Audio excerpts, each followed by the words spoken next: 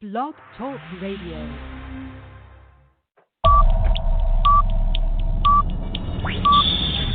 Ten, 9, 8, 7, 6, 5, 4, 3, 2, 1, 0.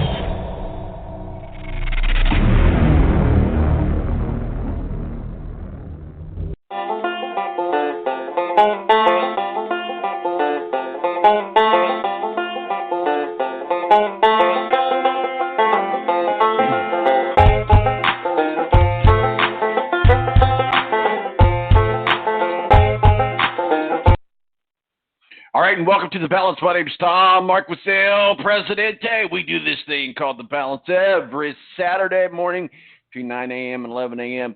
Welcome our affiliate radio stations all across the United States, and thanks to our facilitator, Block Talk Radio. What a great show we have on tap today. We have got a lot to talk about. If you've been under a rock, we're going to get you out from underneath that rock. Myles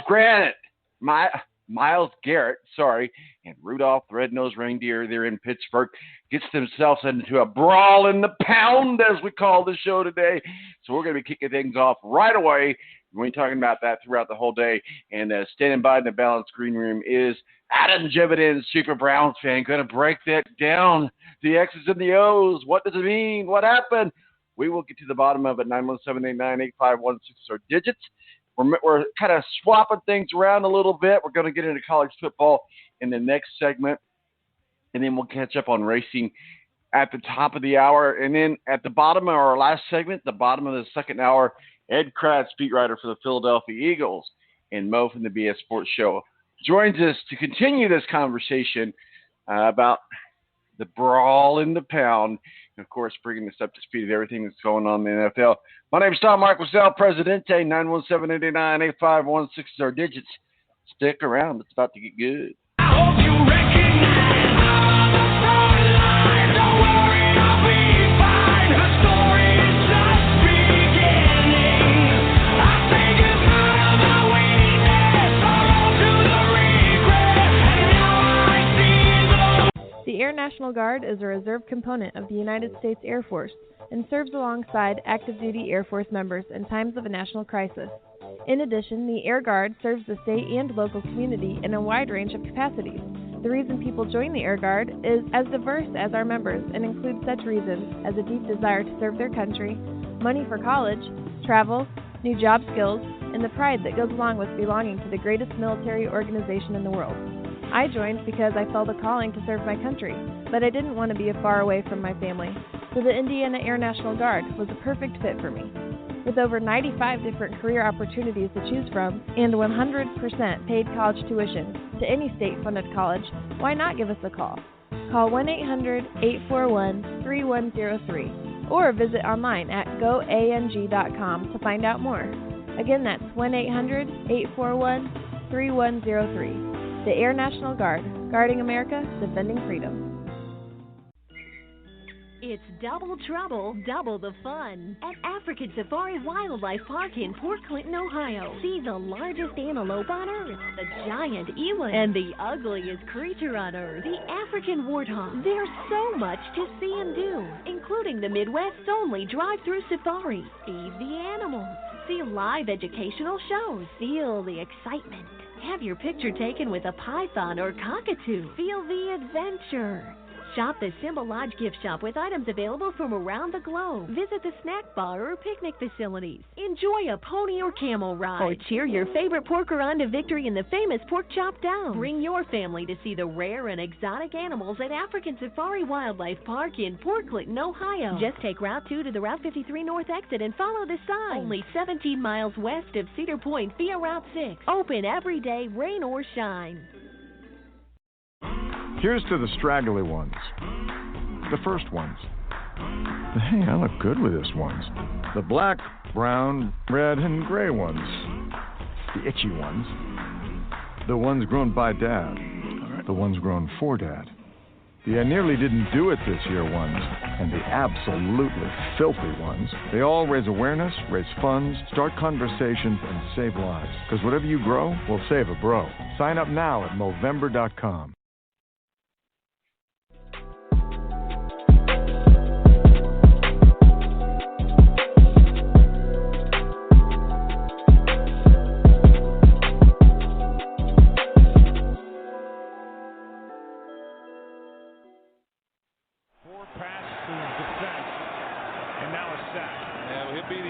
Defensive player of the week. You're giving it to him right now. I am. There's a flag as... Whoa! Hello. Whoa! That's... Mason Rudolph got into it. To get out of there. What in the world? To leave Myles Garrett? There'll be swinging a helmet? Yeah, there'll be some ejections coming out of this. There may be suspensions. That's right, suspensions.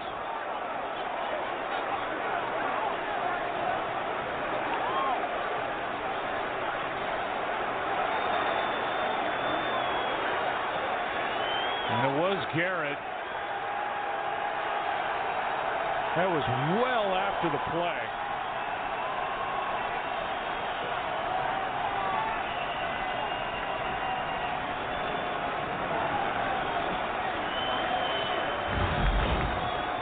Here it is.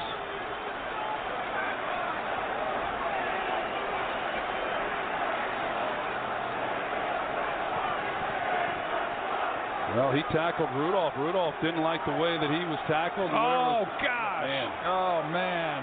Oh. Oh, my goodness.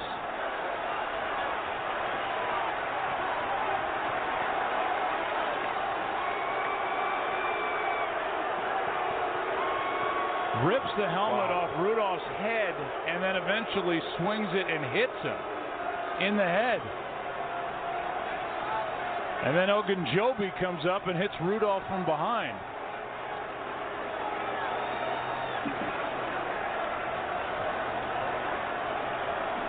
Beyond words, oh, Joe. My gosh, that's one of the worst things I've ever seen.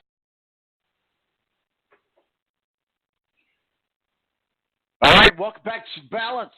My name is Tom Marquisville, Presidente. Well, I'll tell you what, thanks to our friends over there at Fox for allowing us to use that audio from Thursday night's game. At the end of the game, the Steelers had already, the Browns had already won the game. There was no need for this to happen, and standing by in the Balance green room. It is Adam Jividen. Adam, Super Browns fan, how are you, sir? I'm all right, man. How are you doing, Tom? Already got in a good morning workout, and now I'm hopping on here with you. Does that mean you were chasing the young one around the house? Was that your no? That morning means work? I was doing like CrossFit for an hour. Oh, and look 15 at minutes. you doing the CrossFit stuff. All right, I will admire you from far. I will just let you go on about doing that. But hey, let's talk about. We really should be talking about a mammoth win by the Browns against the Steelers, who were, by all accounts, on the road back to the playoffs. A lot of people had discounted the Browns, and a remarkable performance by Baker Mayfield, an incredible game. But no, that's not what we're going to talk about, although that's what we should be talking about. Let's break this down by the numbers. And I know we could point fingers all day long. Mason Rudolph is probably not the saint in this either. But at the same time, there's fights all the time in the NFL. We see it every week. People bump and grind, and they usually maybe throw a punch or something with the helmet on. Where things went sideways is when he decided to remove and it's one thing, let's get the scuffle, he loses his helmet. No, he actually ripped the helmet off Mason Rudolph. Now, I know Rudolph tried to do the same thing to Myles Garrett, but then not only that, he swung at him more than once, one time connected him in the head. And let's keep in mind that this is his first week back from a concussion protocol. There's a lot of talk about criminal charges here. Not sure if that's going to happen, but this was way beyond the line. As a Browns fan, you're watching this. First of all, if you're Kitchens, you gotta nip this in the bud like right now. And I know the NFL has handed down the suspension for the rest of the season to include possibly the postseason. And I'm sure he'll get fined, and there's other stuff to come down. But the Browns, Kitchens, and the front staff need to cut ties right now with Myles Garrett. Go ahead, Adam. The floor is yours. Hey, okay, so a couple things. One, that's an incredibly steep over-dramatization. You don't cut a dude. So here's why. He's had a couple, stupid roughing the passer penalties, but he's not been a dirty player his entire career. He does a ton of civic work in the community. He made a mistake, and and granted, he was 100% instigated into this mistake. Now, did he lose his head? Yeah, I'm not going to say he shouldn't be suspended. I'm not going to say Myles Garrett didn't do anything wrong. But if you watch the tape really slowly, here's a few things that happened. One, Mason Rudolph, he just got sacked. That's it. And Max Kellerman, I never agree with Max Kellerman. Well, let's time out there as we talk about this going slowly. I just want to make sure that we get the terminology right for novice fans. He didn't just get sacked. The ball had already been released. This was after the play. Myles Garrett drilled him and held him to the ground. And okay, got into a little scuffle. He wasn't sacked. He didn't drill him. He didn't drill him though. Like, that was a relatively easy hit. It was a hit that's delivered not long. It didn't even get if it was a he got drilled after the throw, he would have gotten, and the league would have addressed it, he would have gotten a roughing the passer penalty. There wasn't even a roughing the passer penalty. Then Rudolph tries to rip his helmet off, and as Garrett is trying to stand up, Rudolph kicks him square in the groin. And then at which case, then that's where Garrett rips his helmet off, which I agree shouldn't have happened. And then Rudolph continues to charge him as he's getting basically grabbed by two teammates, and that's the point where he just – and I think this is a point of where, where are the officials at to break this thing up? They were nowhere to be seen with 6 seconds left in the game. Like, dude, what the heck are you freaking officiating besides watching the quarterback? Then this happens where he has 3 guys on one with a third coming, and he just kind of loses it. Does he swing? Yes. Should he have done that? No. Should the suspension be as long as it is? I would say, sure, I'll even accept that. But for people to say that Myles Garrett should be kicked out of the league when he's never done anything like this, when you have guys going to his defense like DeMarcus Ware and Cameron Jordan, Von Miller, that are like, we trained with this guy in the offseason, I never would have expected anything to this degree. Why is the guy that started the fight not – he's being fined. Dude tried to rip his helmet off, but apparently isn't strong enough to get it off of Myles' head, and then kicked him in the groin and still continued to try to instigate it. Myles then drops to the ground, and Marquise Pouncey starts throwing haymakers and stomping on him while he's on the ground. See, this is the thing. This is where, as a Browns fan, I'm getting frustrated because I'm going, yeah, Pouncey got 3 games, but it's like Myles did something very wrong. But, like, the Steelers, basically, they got that deal, or the Mason Rudolph got that, and like, well, but, he just came out of concussion protocol. Who freaking cares? Then don't try to rip the helmet off of a 6'5" defensive lineman, you idiot.